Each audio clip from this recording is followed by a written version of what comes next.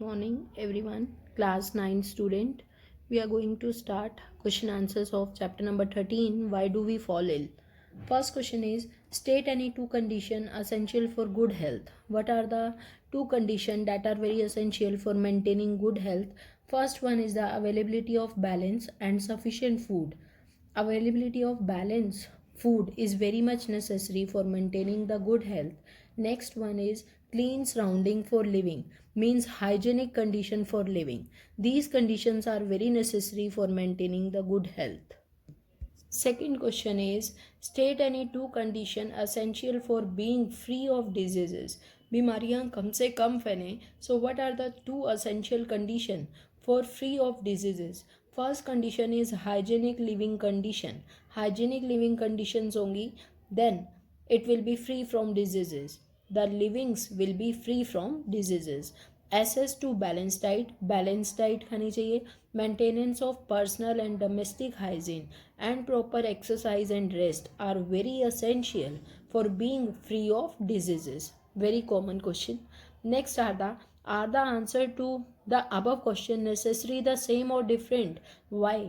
इन दोनों क्वेश्चंस के जो आंसर है first and second questions, answer should be same or different. To some extent they are same. कुछ extent तक, कुछ डिग्री तक अगर हम देखें तो ये सेम है.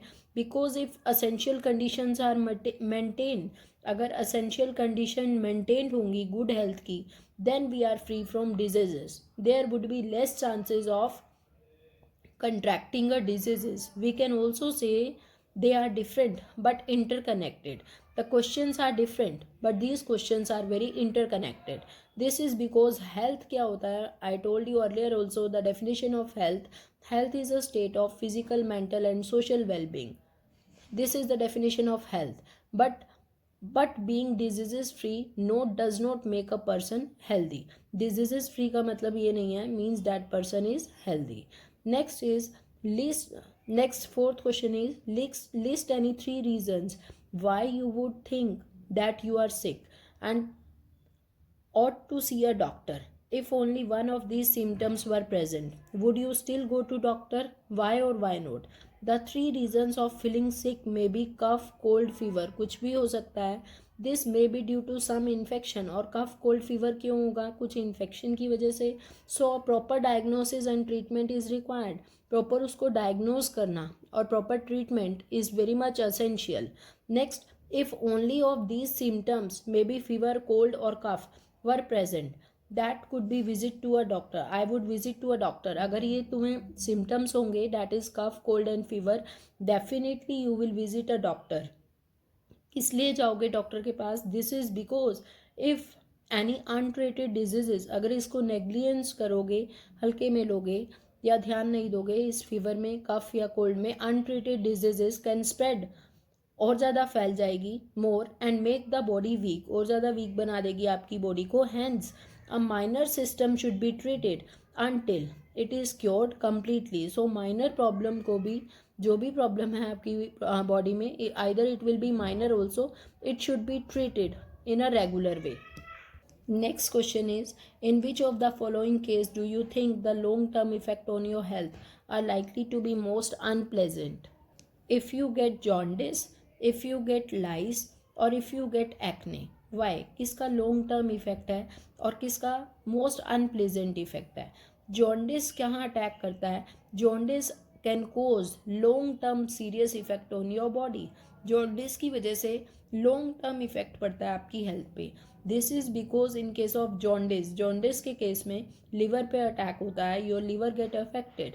It takes long period of time to recover from this diseases. So अगर आप उसे लॉन्ग टर्म तक ध्यान नहीं दोगे जॉन्डिस पे, योर लिवर गेट इफेक्टेड.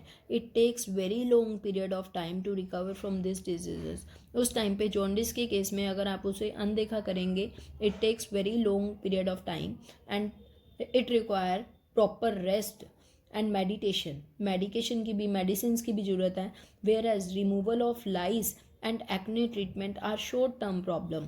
लाइस मतलब जो सर में पड़ जाता है बच्चों के या बड़ों के, लाइस प्रॉब्लम. एक्ने ट्रीटमेंट, एक्ने की प्रॉब्लम कॉमन होती है यंगस्टर्स में, तो ये प्रॉब्लम शॉर्ट टर्म के लिए हैं. And can be treated easily, इनको हम ईजिली ट्रीट कर सकते हैं. They do not have long term effect on our health, इसका बहुत ज़्यादा इफेक्ट नहीं पड़ता हमारी हेल्थ पे. बट अगर हम जॉन्डिस को अनट्रीटेड या अनदेखा करेंगे या हल्के में लेंगे, it may cause very bad effect on your health. Next is why are we normally advise to take bland and nourish food when we are sick. जब तुम सिक होते हो, जब बीमार होते हो, तो हमें हल्का फूड खाने को बोला जाता है, that take light food. Why is it so? Because when we are sick our body system do not function efficient as do in the normal condition. हमारा बॉडी उस तरह से फंक्शन नहीं कर पाता जैसे नॉर्मल कंडीशंस में करता है. इसी वजह से हमें हल्का खाने को बोला जाता है. Digestion and absorption of food becomes very slow. Digestion की और एब्जॉर्प्शन की जो प्रोसेस है फूड की, वो बहुत ज़्यादा कम हो जाती है. टू ओवरकम दिस कंडीशन, इस कंडीशन को से बचने के लिए we are advise to take bland and nourishing food. हमें ब्लैंड, हल्का, नरिशिंग फूड खाना चाहिए so that we get adequate nutrition, ताकि हमें ज़्यादा से ज़्यादा न्यूट्रिशन मिल सके, एनर्जी मिल सके और फास्ट रिकवरी हो सके हमारी बीमारी से. That's why we are advise to take bland food and nourishing food. Next is the question, what are the different means by which infectious diseases are spread? Infectious diseases कैसे फैलती हैं? What are the different ways? So these are the different ways by which infectious diseases spread. Number first, through air, through water, through sexual contact, through vectors. Through air, air से फैलने वाली बीमारियों में क्या है? Certain diseases causing micro organism are expelled in air by coughing, sneezing and talking. Coughing की process से, sneezing और टॉकिंग की प्रोसेस से कुछ माइक्रो ऑर्गेनिज्म एयर में एग्जिस्ट रहते हैं. These micro organism travel through the dust particle और water droplet in air to reach the other people. और दूसरे पीपल में ये पहुंच जाते हैं by dust particle, because these particles persist in the air for long time and reaches to the other people and get infection. For example, through air, air से होने वाली बीमारियां कौन कौन सी है? Cough, cold, TB, tuberculosis, pneumonia. Spread through air, air के through फैलता है. Next is through water. Sometime casual micro organism get mix with the drinking water. कुछ माइक्रो ऑर्गेनिज्म मिक्स हो जाते हैं ड्रिंकिंग वाटर के साथ and spread water borne diseases. कौन सी डिजीज हैं जो वाटर के थ्रू हो रही हैं, फैल रही हैं? That is cholera and hepatitis. Next is by sexual contact. It can lead to transfer of diseases such as syphilis, gonorrhea and AIDS are the very common sexual contact diseases. Next is through vectors. Vectors are the agent that जो infection को spread करने में helpful हैं. Through vectors, vectors के through भी बहुत सारी बीमारियां फैलती हैं. जैसे certain disease spread by animals called vectors. जो बीमारी फैला रहे हैं, जो इन्फेक्शियस एजेंट है, उनको वैक्टर्स बोला गया है. वैक्टर्स मॉस्किटो भी हो सकते हैं और भी बहुत सारे एजेंट हो सकते हैं जिनके थ्रू बहुत सी बीमारियां फैलती हैं, इन्फेक्शियस डिजीज स्प्रेड होती हैं. फॉर एग्जांपल, वैक्टर्स के एग्जांपल है mosquito spread the malaria. Mosquito यहाँ वैक्टर है जो कौन सी बीमारी फैला रहा है? Malaria. So with this, I'm going to end this video. Further, we will continue in our next video. Thank you.